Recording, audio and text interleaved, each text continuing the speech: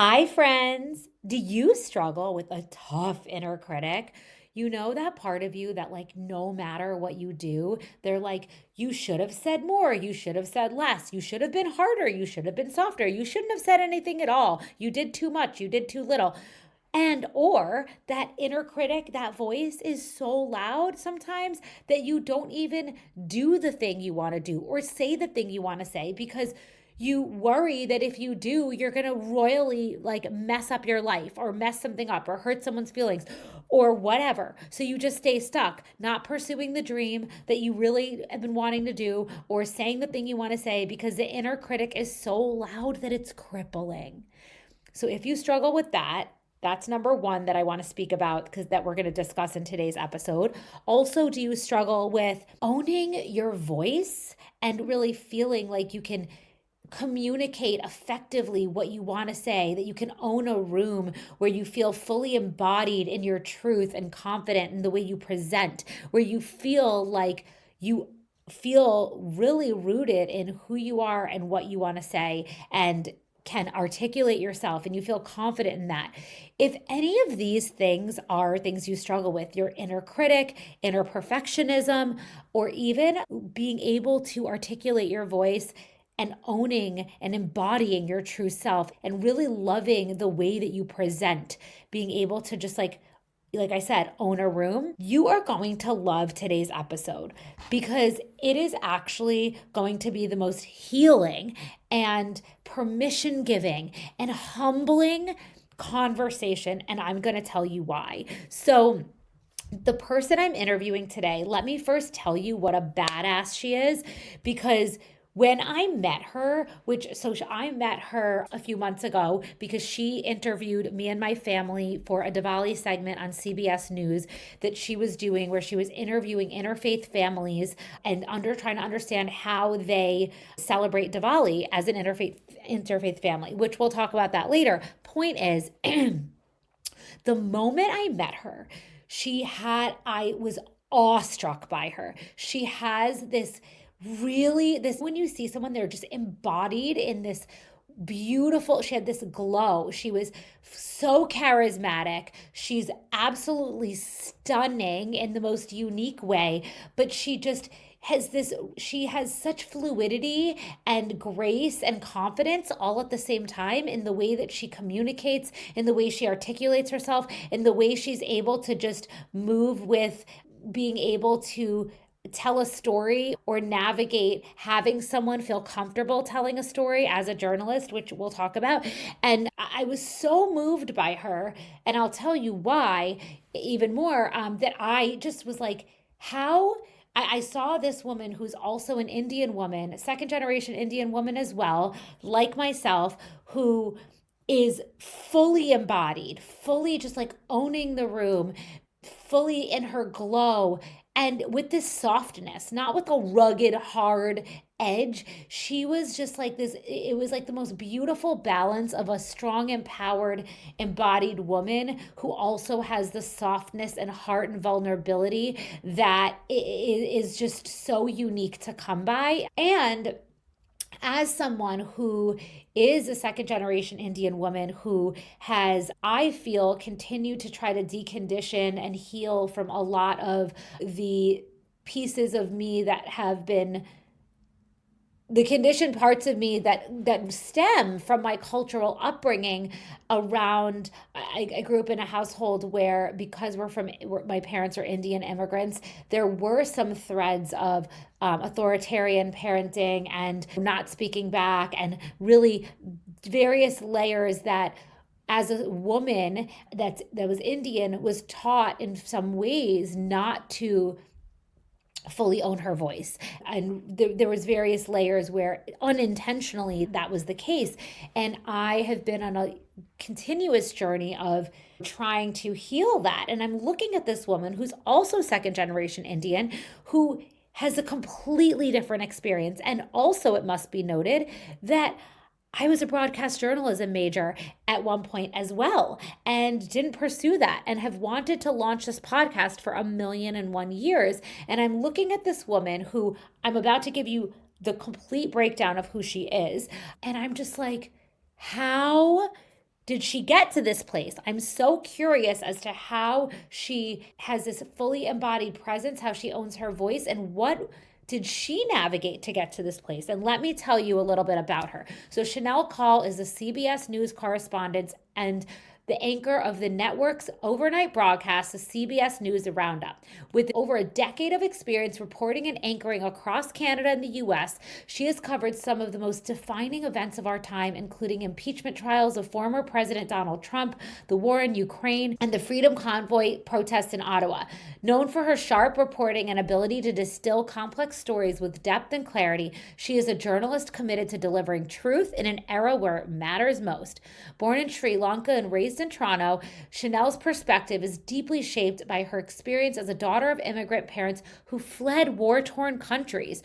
This fuels her passion for human rights and social justice, as well as her mission to bring underrepresented stories into mainstream media. Like I said, I first met Shanelle when she created and hosted a Diwali segment on CBS News where she interviewed my family, which is a testament to her dedication to amplifying cultural narratives and celebrating diverse stories. Beyond her work on screen, Shanelle is an advocate for diversity in journalism, serving as a board member of the Newswomen's Club of New York, where she fosters connection and opportunity for women in media. Her presence in journalism is bold, insightful, and deeply intentional, a voice of integrity in an industry that needs it now more than ever. This woman not only has this really beautiful glow and presence in the way she shows up, but she has such a rich background of what she's navigated in her personal journey of coming from Sri Lanka and Canada, and coming from immigrant parents with war-torn countries and straddling various value systems and cultures as she's been able to learn how to integrate all of these influences and all of this into her, how she blends it into embracing her own unique essence and embodiment of her own self, and also how much she's navigated in her, how much she's what is achieved in her career. And I really believe that her glow and her success is a testament to something really special that we talk about in this episode today. I believe that it is not what we think it is, what you're going to find out. I know I went into this interview with this, as I'm a Scorpio, with this detective-like nature of trying to figure out this secret bullet, or this, not secret bullet, but the secret thing. And guess what, you guys? When you hear how this woman, I don't want to give it away, but what she has to say about how she navigates her fears, how she found her voice, how she embodies herself, how she deals with her inner critic, you are going to be pleasantly surprised.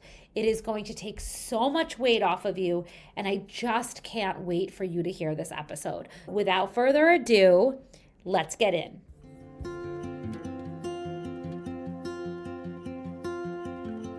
Are you a busy mom with a full heart, craving a sense of liberation, ease, and delicious fulfillment in mind, body, soul, and life? Welcome to Your Well Life podcast, where we help moms like you reclaim optimal well-being, align with your truest self, and find harmony in life, all with ease and flow.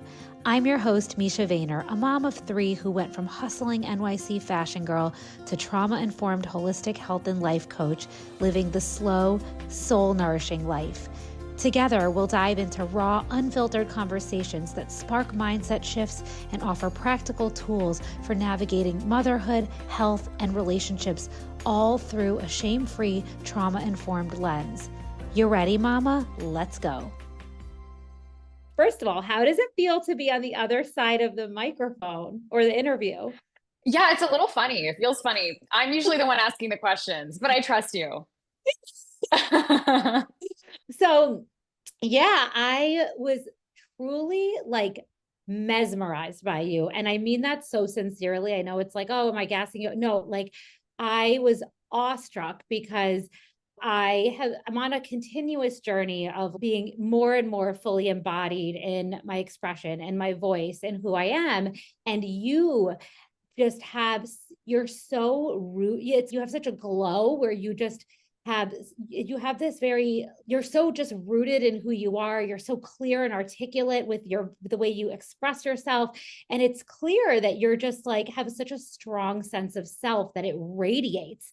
And You're so kind to say that. Oh my gosh. I really mean it. Like it's just, and I just in that moment, when I met you after that day, I was just like, I need to know more about this woman because as a also a South Asian woman, I feel as though there's so many parts of just being a second generation South Asian woman here, and like the things that one navigates, or at least from my journey, that have inhibited my ability or that have been a part of my journey of reclamation. And I was like really curious to learn more about your story and how you found your voice and how you became this embodied person. So I'm so grateful to have you here today to learn more about your It's story. so funny because I feel like I felt the same way when I met you, and it No was like a way. very energetic thing. And I remember coming home that night and I told my partner, because we are also in a interracial relationship and we talk about having kids hopefully one day. And I remember coming home and telling him like, this is who we need to be. We need to do it like them.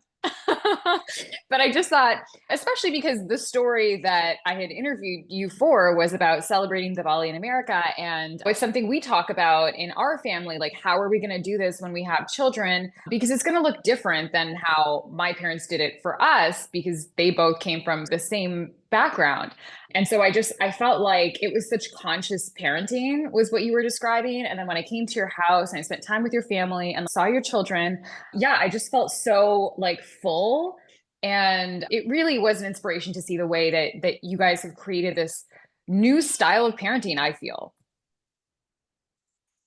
Tell you like how much that means to me, because it's so interesting too. The first thing that came to my mind when you said that was like how powerful my self-critic is, and how Oh, yeah. right, because I don't know if you remember, but in that interview when you first, I was so choked up, both one because of how much, how passionate I am about it and how what a journey it's been and all that Mm. comes with that, but then also because of my own wounds in my voice. And I had tears, like I was so like disheveled. And it's interesting because that's how I view myself sometimes, and Mm. this is now the third person this week that I've been like saying these things, and they say the exact like similar versions. And I'm like, gosh. And my assistant too, Maria, she was like, you are so good at what you do, and you are so critical about yourself in a way that like it's wild. So anyway, it's just really interesting. Anyway, sorry, I digress. I feel like this is actually like a very much shared emotion with so many successful Mm, women that I know, where we are our harshest critics and not always our own best cheerleaders, yeah. which is so tough because, especially since moving to New York, I feel like everywhere I go, I'm meeting interesting, smart, successful, boss babe women. And then you have coffee, you have a drink with someone. And a lot of people really struggle with this. And I don't really know why. I mean, for me, I feel, and I think this is something that you and I had bonded over, is immigrant culture is a little tough. When my parents moved here, they didn't have anything. My mom worked at Taco Bell. My dad got a job selling fur coats at the mall. So I think immigrant culture humbles you so much. And it's great in so many ways because, and I was just talking to my husband about this the other day about like failure and how people bounce back. And I think the special sauce of immigrant culture is that you just bounce back like every time. Like I am not afraid of failure at all because I've already had the worst case scenario. Like it can't get worse than that, but it has to just like, what did I learn from this? And someone actually in my office said that to me a couple weeks ago where I didn't get something that I was looking for. And they were like, oh, I just love that your response is always like, what can I do better next time? And I was like, oh my gosh, I didn't even realize that was something I do. And like, maybe not everybody does that. That's not everyone's response. But I think like we're so in tune with just got to move on to the next thing. What can I do better? Yes, I think you're right in spotting that, like, coming from an immigrant family, we have this ingrained resilience because there's been so much of that, like almost not strife, but you have to just keep on keeping on and keep pushing. And so there, it's almost like probably hardwired to some degree. I don't know, because I'm the same way.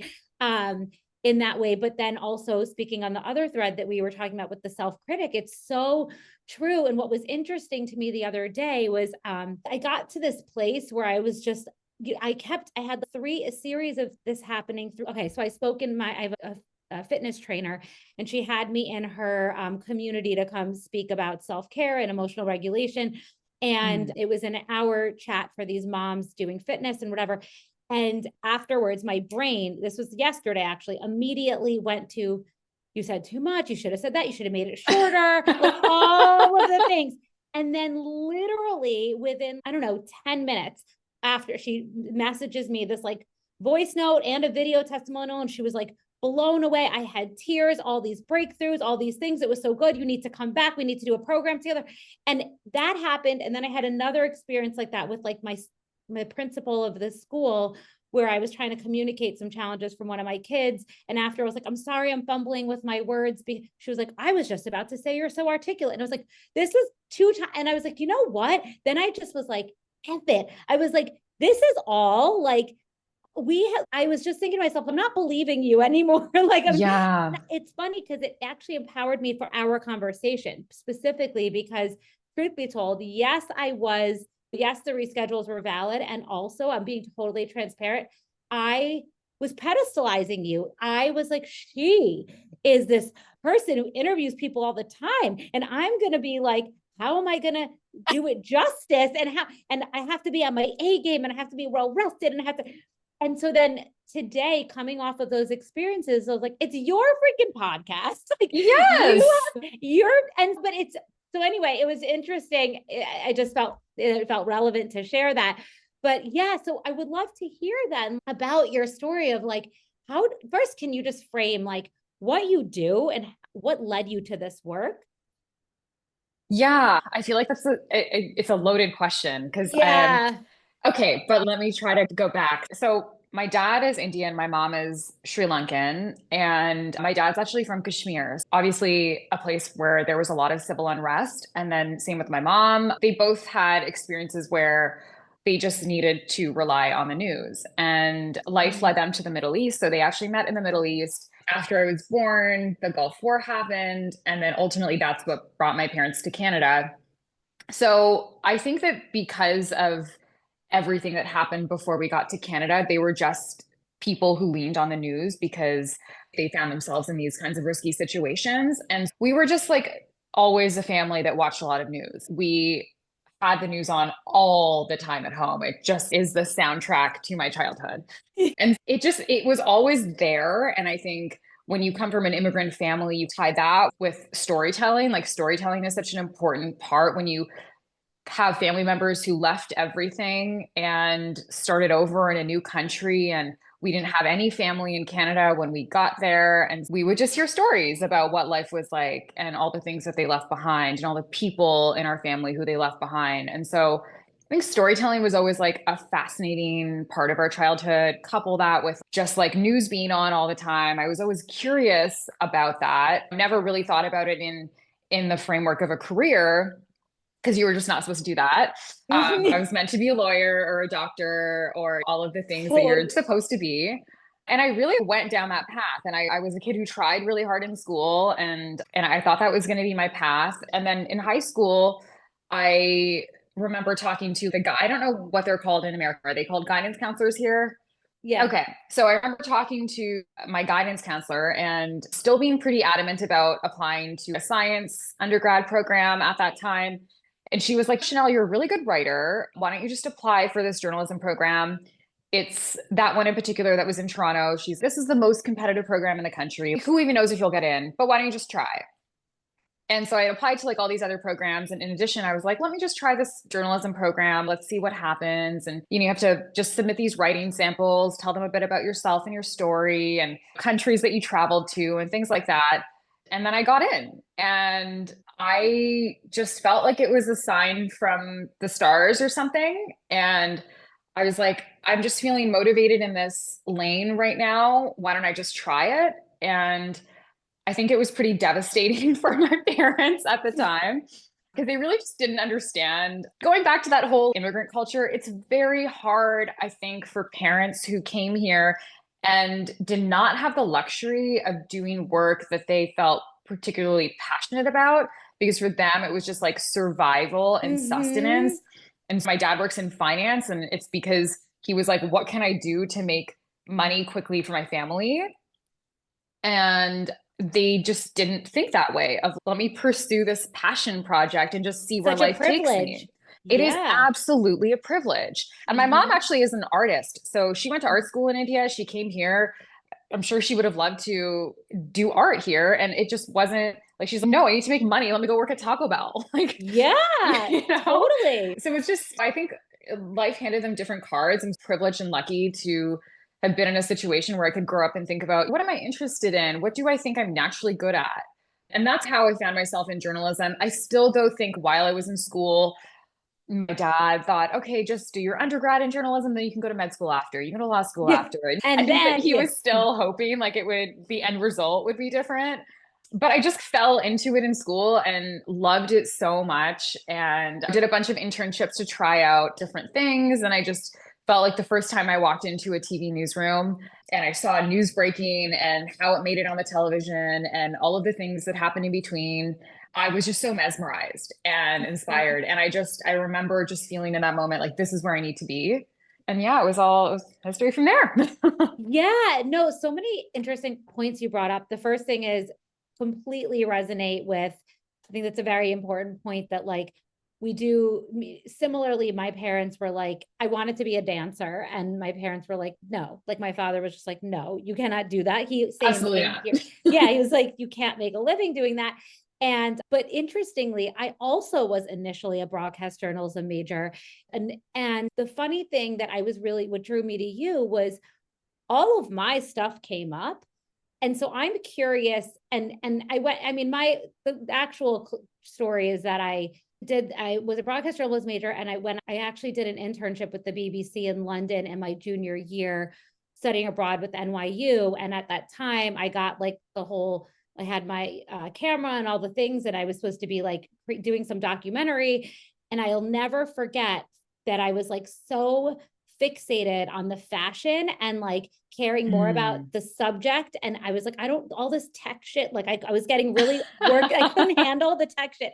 And I was just like, wait, I'm noticing. And truthfully, in the program that I was in at school I went to undergrad at Hofstra, and I did get a lot of negative feedback from my professors about, and it was all related to, I feel like it was very like, I don't know, stuff that in the end doesn't really matter, like technical things. But the point is, Uh-huh. I feel like I was really affected by negative feedback. And then I had this loop, and I just was really passionate about fashion, and I ended up switching gears and going down that path. But I do also think that my confidence and the struggles that lived within around my ability to really embody myself and own who I am were what was probably showing up in me being able to like do that work. And so I'm really Mm-hmm. curious around, did you always have a strong sense of self and a strong voice, or was it something that you had to work on? Did any fears come up in that? Oh my gosh. First of all, it's like when you started this conversation with all those compliments, I was thinking in my head, little Chanel would not believe you. Little Chanel would not believe that someone would say that to her sitting in the seat today. No, I don't. Do people just have that sense of self-confidence always? Because I'm jealous. I actually feel like this is a very recent thing. And I don't, I'm trying to think of when it started, because isn't it natural to wonder? I'm thinking about all of the that you're talking about and how I also struggled with that for many years and still do. This is all a work in progress, but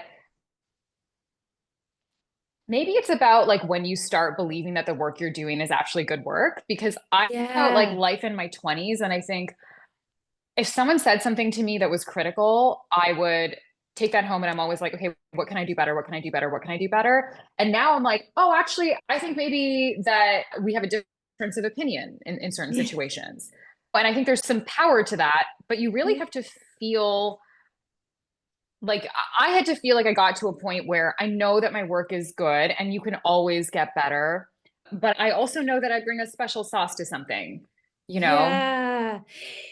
It's so interesting how just hearing you continue to reflect how human you are. And why is that interesting? Because I know you're a human being, but like it's so fascinating how we view ourselves versus and how we seem to think like, you know, how I was pedestalizing you and all the things. And I just, yeah, it is such, I think about when I had my store, how I was so confident with respect to my expression in that way, but deep down, if you didn't like a dress and you returned it, it wasn't me. So I didn't make the dress. It was somebody else's dress. Right. And Yeah. but and not deep down. So like putting myself out in a new way in the work that I do now required a different level of strength and growth. But then like we're talking about, there's always new layers and new levels. And so I think that's Mhm. really interesting. Yeah, it's continuously honoring where you're at, trusting that's I think that trusting that's the right thing for right now, whoever's supposed to receive it. And if it's not, it's just they're not the right vibration for it. Is yeah. Yeah, I wonder if part of it is also because, and you're mentioning fashion, I imagine it to be really similar to broadcast journalism, which is that we just didn't have a lot of people to look up to in those spaces that reflected our Yes. own I was identity. And so I remember watching television in Toronto when I was a kid, and if you turned on the TV, and not just in news, more broadly in pop culture, like there just weren't a lot of people that look like us. And often, if they were caricatures or stereotypes. And mm, so, how can it be easy for us to feel rooted in self when you don't see people who look like you in normal spaces? And ah, thankfully, Toronto is such a diverse city that I didn't feel like I didn't see people in my own community who reflected me, but I did not see enough people on TV. And so then when I started working in the industry, I think I constantly felt like I didn't belong for a long time. mm, And what can I do to try to fit into these spaces better? And I think maybe that's where the self critic really comes out because you constantly feel like, okay, do I really belong here? Did I really get this job because I earned it, or someone just hired me because they needed a person that looked like me in that position? You know what I mean? Where mhm. people say those things Yeah. and then it stays with you, I think, for a long time until you start telling yourself a different story. Yeah. And what's so cool is that from my vantage point, the immediate thing that I think of is, oh, so it's yeah, there weren't people to look up to, but it's almost like in some senses you create it. It's almost like a permission slip of creating your own way because there was no one to carve a path. But then at the same time, it's such a constant inner struggle of not feel. I think the piece of not feeling like there's a sense of belonging is something that is I feel so viscerally in so many ways. And I think I'm still trying to figure out how to how to make that understood to others. And I feel like you do a lot of you're very much involved, it sounds like, with sharing diverse stories. And because of that, is that correct? And I think that because for me, I think that the struggle that I feel like people think I'm white. And so I feel like I end up, and there's nothing wrong with white people, but I end up feeling like I have friends of one thing, but that I don't really feel connected. But then I also don't feel connected to Indian sometimes because I Mm. wasn't raised in this very traditional sense. So I wonder from your experience, did you, it sounds, I know that are there more Indians in Toronto? I feel like there are, or it seems like it, Yeah, I mean, super big population. And right? yeah, felt really blessed to have that growing up. I think that And helps a lot. Sorry, you asked your question. no, sorry, I just wanted to ask if that helped give you some of the confidence because you did have people that you could relate to and you were somewhat rooted in that sense, but not to disregard the fact that there weren't people in the media that you could look up to at all. I think that those two things can be true at the same time, where I had a really strong sense of community, but it also existed in a very separate way from society at large, if that makes sense. The Mm. volley story is such a great example because that's something that was our Christmas growing up. We did both. My mom's Catholic, my dad's Hindu, but we grew Oh, up in a really open family. Both my parents practiced both religions. We did holidays from both religions. But Diwali was huge in our house growing up. And questions that you would ask someone like after Christmas break, that didn't happen after the Diwali. You know, you go to school Yes. on Monday and no one was like, "How was your Diwali weekend? What did you get? And what'd you do? And what did you eat?" Like it's that didn't happen. It was just a thing that we had with our community separate of society.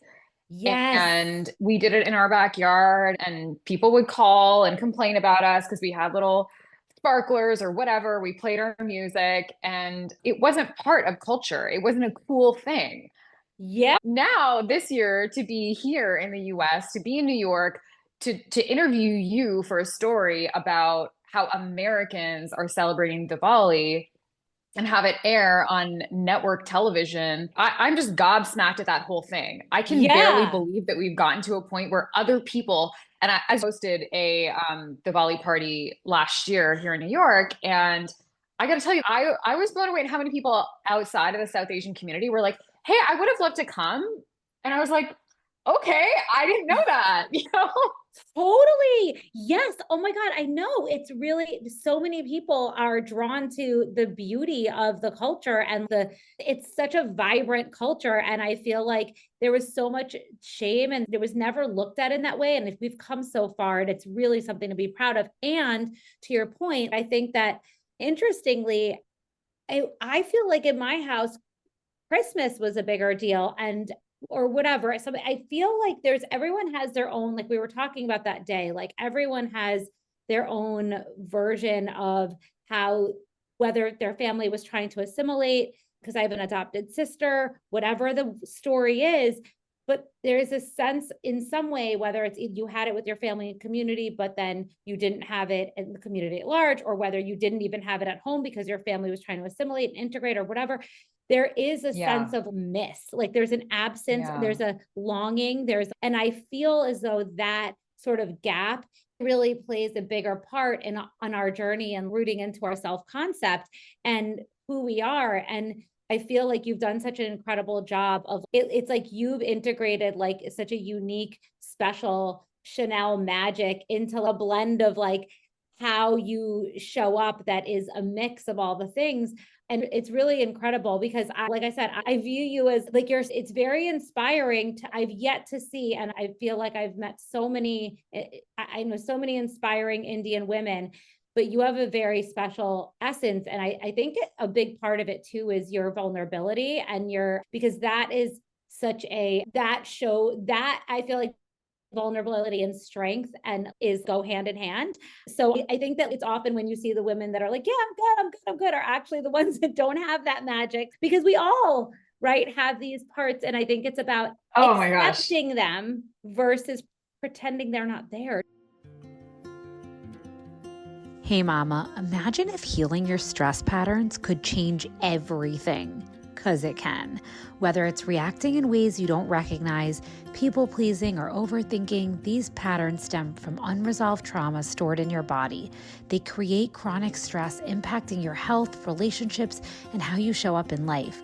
That's why I created the Align and Thrive Workbook, a free 5-day mini training designed to help you heal at the root.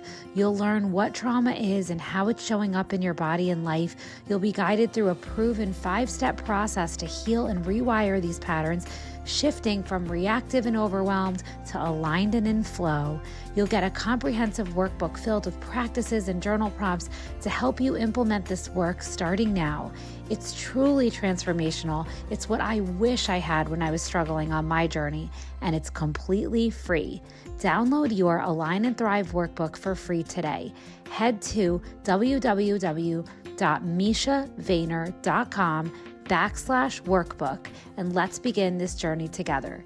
You can also click on the link in the show notes and grab it today.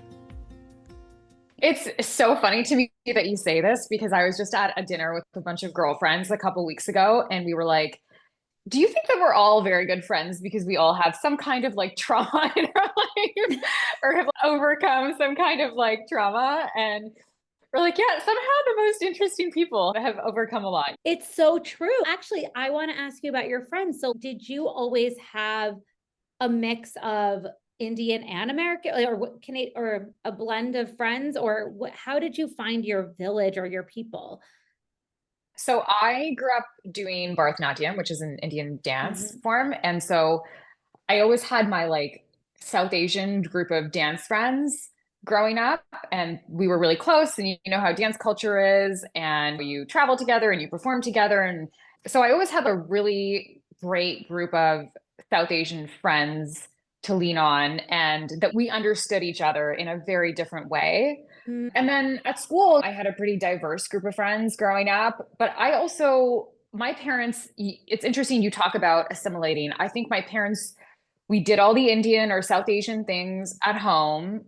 And then they also wanted us to take advantage of being in North America and do things that we couldn't have done if we grew up in India. And so my parents put us in swimming and skating and dance and piano and like all these other things that were mostly spaces where you didn't see other brown people. And Mhm. like skating was a tough one because figure skating is it's so diverse now in Toronto, which is amazing to see. Mm. But when I joined a club, which is when you become a competitive figure skater, Oh, wow. they had never had an Indian person at that club. And I remember it was really tough, and my parents had to jump through some hoops to get me in. And now I can reflect on that and say that was really tough for them to break into a space that there were no other people that looked like us. And Yeah. they are so headstrong. Like, I am so proud of my parents. I think that, like, now where I'm at, where I feel a bit more secure and rooted in who I am, comes from them doing that all along. So, my parents got me into this club because I said I wanted to compete, I wanted to skate. They got me into this club, and my mom, the next year, you have to have one routine that you're performing that year. And I think it was the year that what's that movie? Devdas came out.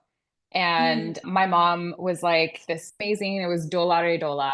And I was just obsessed with the song, obsessed with the music. We grew up watching so many Bollywood movies. And my mom was like, why don't you just do this on ice? And So cool. I remember just thinking, no, you can't. We can't do that. That's crazy. Yeah. And we brought it to my coach that year, and we like had her watch the movie, and she choreographed a piece on ice to Dola Re Dola. And it was the first Oh, time, I don't know how broadly this applies, but like it was the first time in our club where they had an interpretive piece that was an English piece with Hindi lyrics. And wow. my mom made this skating outfit and put like Indian jewelry embroidered on it.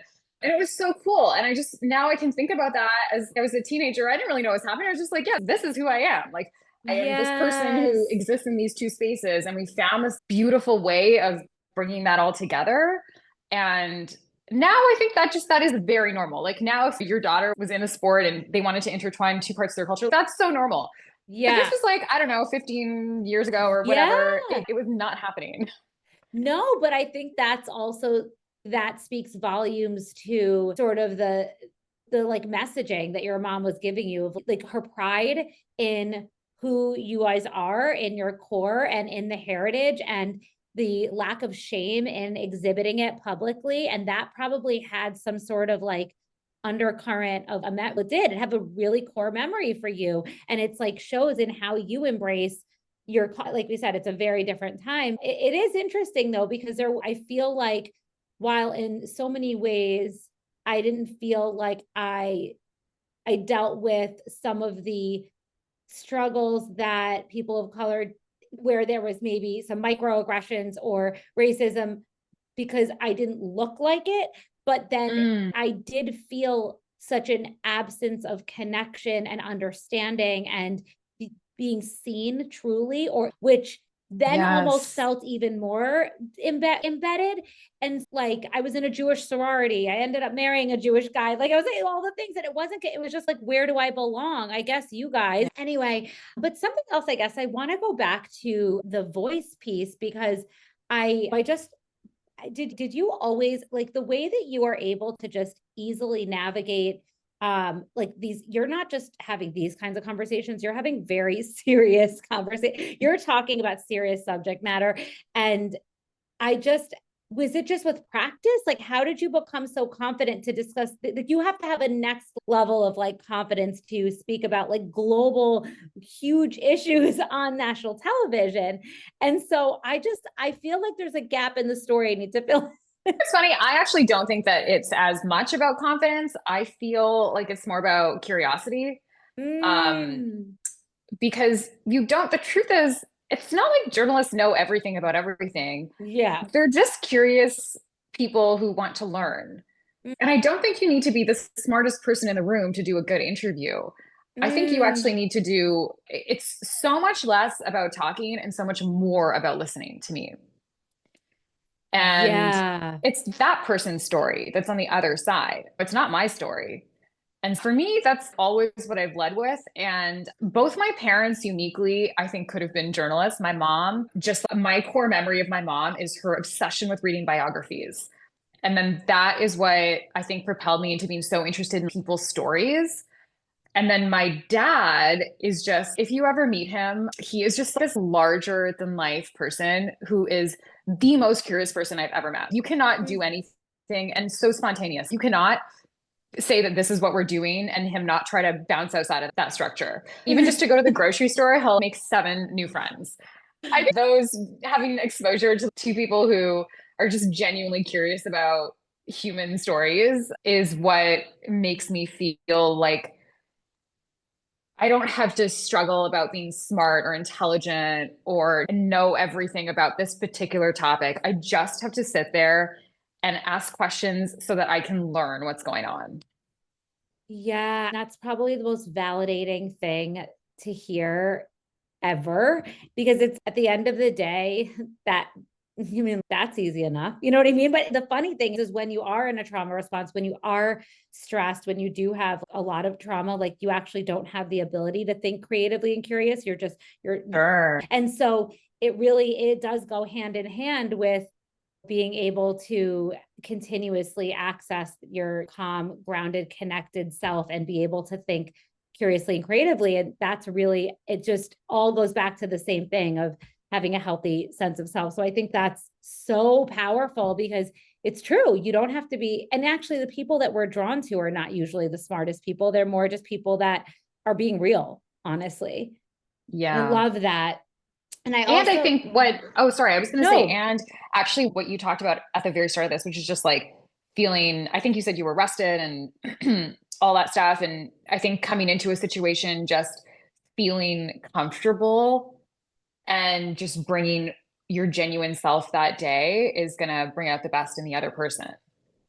totally. Yeah. And I think what's interesting is so then how do you, because you're on the other side, that makes sense. Cause I know, for example, in my heart, oftentimes, like I know such a passion for what I want to say. I know it through and through. I feel so connected to it. It's not even about knowing each line. It's so connected in my heart. But like this podcast, I have interviews and recordings from 2019, from 2017, and I've been waiting to do it because when you asked me the question that day, it's not that I don't know the answer, but I freeze. Like I Mm. literally freeze. I have so much, there's such a deep, and I know where it comes from and I know the rooting of it, but it it's a still continuous. I'm in having this conversation is my curiosity around, but what about you? And even just you telling me, oh, it's just get curious, Misha. I'm like, oh, okay. Like it's so but yeah, no, it's interesting how it is so simple, but then in our bodies it can be so complex. We're all wired so differently. So what feels natural to you might not to me, and vice versa. Yeah. This, I guess, leads to the point of, I think in your family, because I know for many, I have a lot of South Asian, Indian clients even, and a lot of us struggle with this because of some of the value systems from Indian culture where I grew up in a house where, so my parents are amazing. I love them to death. And there was very much an authoritarian parenting strategy. It was very much like, you don't talk back, you don't know what you're talking about, women are subservient, you serve me. There was a hierarchy, and a lot of the values from Indian culture are what shaped my voice and my sense of self. And so I was curious, that's what Yeah. I did. You grow up with any of those, or was that not at all apparent in your house? Oh, I think that have you heard of eldest daughter syndrome? Yeah. I just think in a lot of South Asian families, eldest daughters, all the subservient things you're describing were true for me. Mm, And I think that I don't think you recognize these things when you're a child. no. You play these roles that Yep. actually you're given. You don't realize that's become now your role in that family dynamic. That was certainly mine, where I felt like I had to be the good kid. I had to be really good at everything that I did. I had to win things, bring home accolades, and that was the expectation, to be the good Hmm. girl and to be responsible. And that's a lot of pressure for a kid. Yeah. I think now I can reflect on that and say, okay, I was under an enormous amount of pressure to do well. It was never like explicitly said. It's just that I had learned that was my role in our family. And Hmm. I think it came from a very good place where like my parents had come here with nothing. They were working super hard to give me all of these opportunities. The least that I could do is be good at what they were giving me. That was childhood. And it's funny, my brother and I were talking about this the other day because I think the pressure was a little less for him because he was a younger child. He was a boy. And so oh, you know what's funny? I think about your role that you were playing, and I think that served you so well in life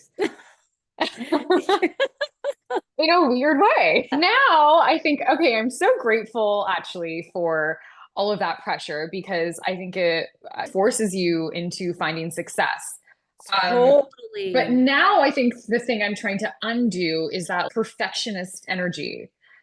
Because actually, and you've brought this up a couple times where it's genuineness that you bring to a conversation and that you bring to your work. I think that's what people relate to at the end of the day is like your authenticity. And I've struggled so much with this recently with trying to do some like short videos on Instagram and things like that, and trying to learn TikTok and all the things.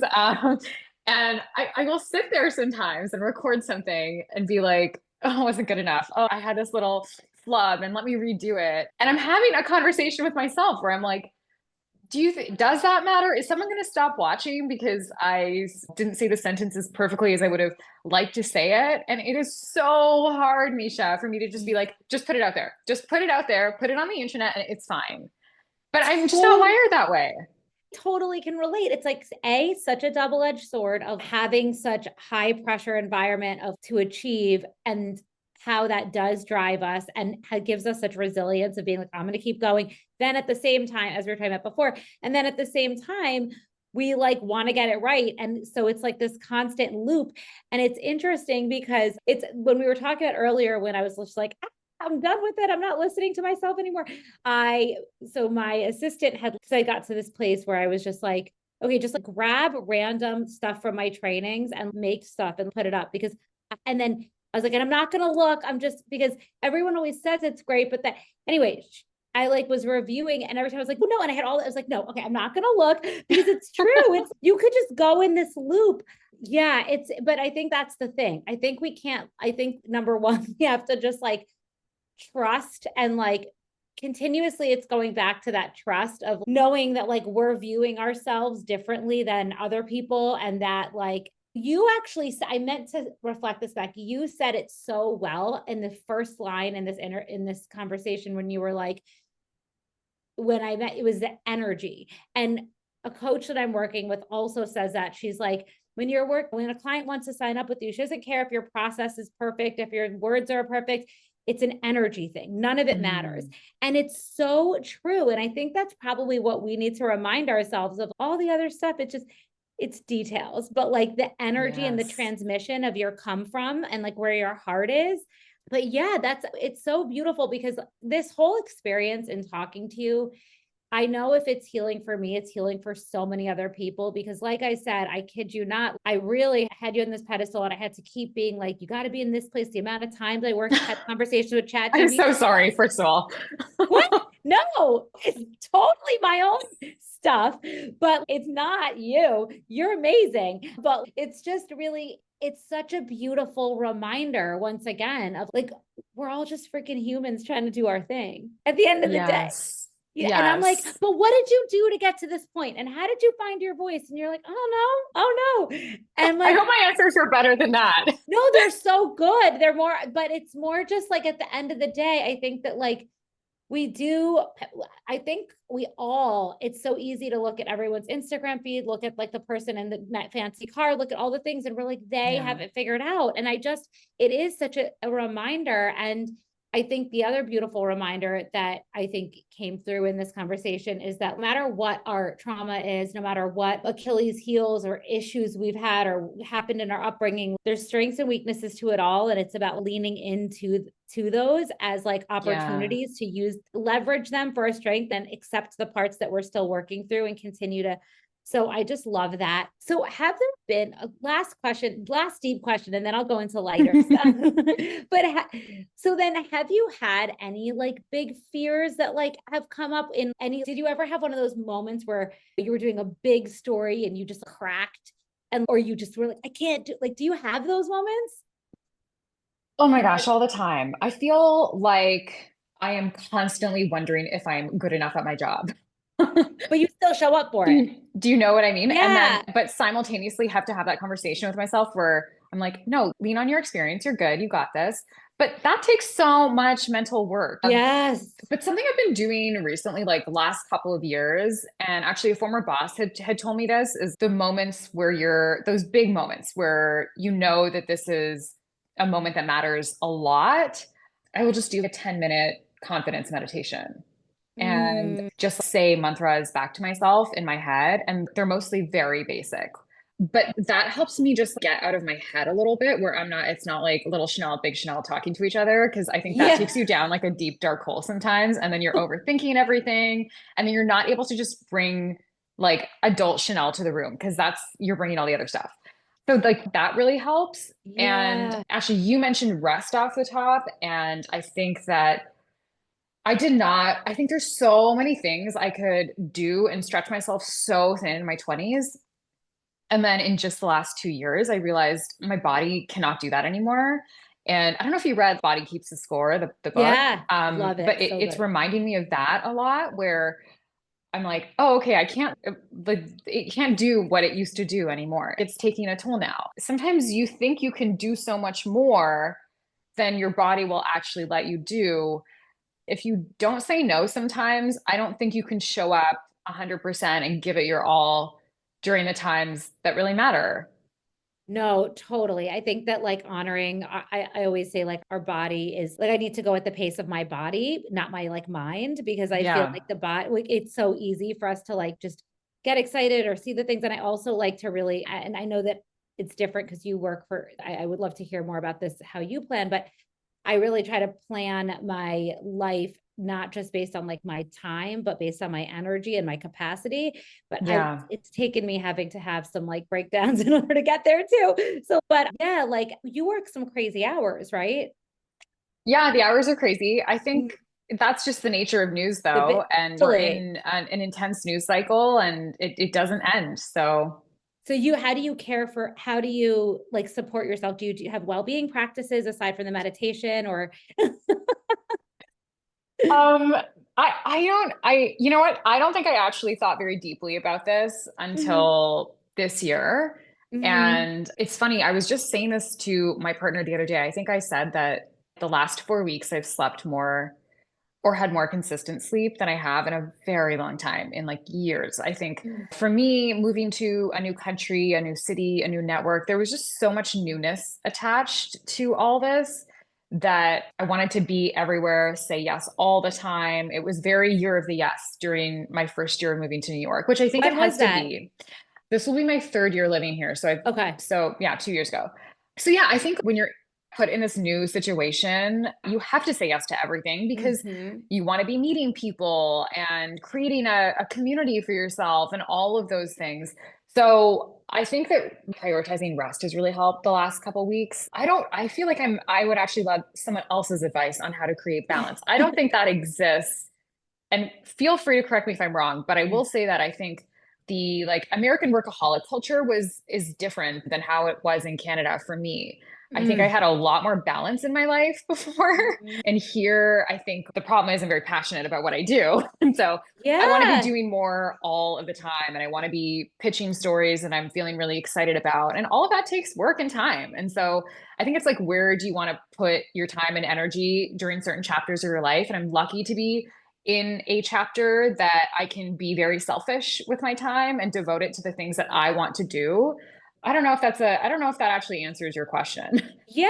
No, I But love it. Wait. rest I think is a big thing. And then community, I think, is a big thing too, because I think when you're having those really tough moments, you just need to have people to lean on. And Mhm. I have learned the hard way from moving here on my own that you need to create that physically around you. It can't just be your friends and family back home, Yeah. because Yeah. sometimes the truth is you just need a hug or you just Yep. need to have a hot meal with someone. It's just, you To- need to create that around you. yeah, totally. Did you say you're in your 20s? No, I'm not. I said in my 20s, I can do Oh, whatever I how want. old are you now? I'm turning 35 this year. Oh, okay. Have you ever looked at your human design? Do you know what your human design is? Somebody told me about this, but I don't think I ever looked at what mine was. Okay. I feel like I'll send you a link after. I feel like it would be game changing for you. It was so transformational for me. Mm, It helps you understand how basically how you respond to energy, how it best to make decisions. It basically helps you understand if astrology helps you understand who you are, then human design helps you understand how to lean into the natural constitution of your body so that you can thrive and flow. So everything from decision making to responding to energy to like environments you thrive in. And by me learning this, it actually, the cool thing about it is we're operating so much from our conditioning. And yes, we're always deconditioning, but because this gives you such a clear roadmap of exactly who you inherently are, you literally, so you very quickly, like, it's almost like a huge coming home and permission slip where you're like, oh my God, this feels so much better to live this way that I'm supposed yeah. to. And this is where I need to shift. So anyway, I just feel like that might be really interesting to explore. Now that you mention it, I think that we did some kind of online questionnaire about this. Okay. And now I can't remember all the details. I'll have to like dig it up again. But I remember that Austin and I, my husband, did it together. And then the only two things I remember were, I think it tells you where your happy place is, or like geographically where you thrive. Okay. I think that was one of the things. And I remember his was mountains, and that's absolutely true for Oh, him because he loves yep. snowboarding.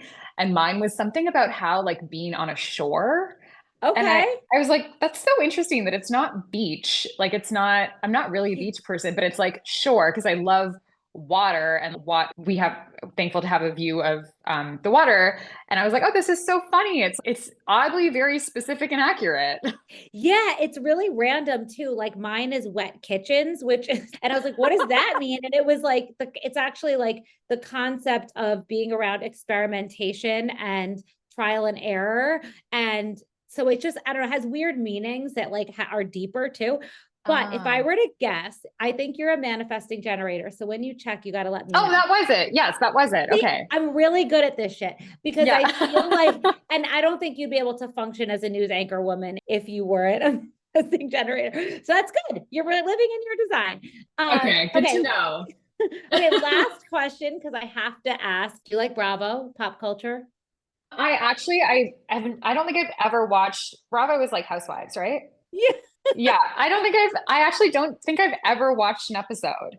Okay. Okay. Good for you. I was wondering how you balance, if you balance the heavy with any of that. I'm a Bravo like a whore, but it's probably because I'm so deep in healing work all the time and holding and with kids, or maybe it's just I don't know, it's my thing.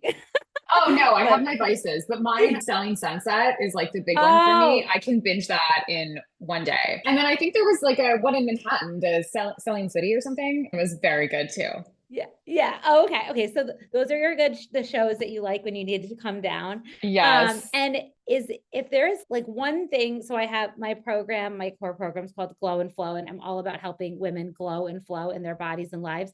So I'm wondering what is helping you. It could be a book, it could be a practice, it could be a person, something you're looking forward to that's helping you glow and flow in your life right now? Ooh, I love that. Glow and flow. Okay, so something that I started in the new year is to have calendar dates with a few people. Ooh, Because I realized that life is busy for all of us. And one of my pet peeves is getting together with someone who I love. And then it's just like, ah, because you have a million things to catch up about. I hate when you wait so long to see people that you yeah. love. And I think also just like being away from home, I was feeling like, now that it's been more than 2 years, like you can really feel that disconnection where every time you see someone, you're catching up. And then there's Hmm. no room for like explorative conversations. So this year, I was like, I'm putting calendar dates in, and once a month with certain people, like that's our date. And if we need to move it because life happens, then we can move it. But at least we've organized something ahead of time. We're not like trying to figure something out when we need to be caught up, because I think that what makes my heart happy is like these things, like having these explorative conversations where we're not just trying to tell the other person what happened at work yesterday or the Yeah. fight we got into with our spouse or whatever. Or fill them in the last 3 weeks or whatever. Yes. Yeah. Yes. And yeah, and I'm Oh, going to try that out and see how it goes. so good. I feel like everyone could use that reminder and that like invitation, I myself included. So thank you for that. Yeah. Oh my God, thank you. So, well, is there anything I'm forgetting that you would want to share with my community, or do you think, or are you good? I think you hit all the high points. I think so many of our stories are so intertwined and there's so much overlap. And I'm so in awe of what you're creating based on this healing journey, because I think we all have more healing to do. It's like we're all such like a work in progress. And yeah, I think that feeling of straddling two worlds and then finally figuring out how to just create your little corner of the world can be really powerful. And I feel like that's what I related to you most about when I met you, is Mm. just that sense of never truly belonging in one place and then just figuring out how you can create that sense of belonging in your own home and for your own kids. That's what I was so inspired by. Yeah. Oh, thank you so much. It's so cool how we're both able to see the light in each other and lift each other up in that way. And even if it's through our similar wounds and the positives that we bring to the world. I'm so grateful that I met you. I feel like this is, I hope, the beginning of a longer, deeper relationship and more Of positive course. things. Yeah, you're incredible. I love you deeply. And I'm so excited for your upcoming news brunch. And yeah, thank you for being here and spending your very Thank precious time with you. me. Thank you. This was such a nice conversation. I feel so warm. Thank you so much.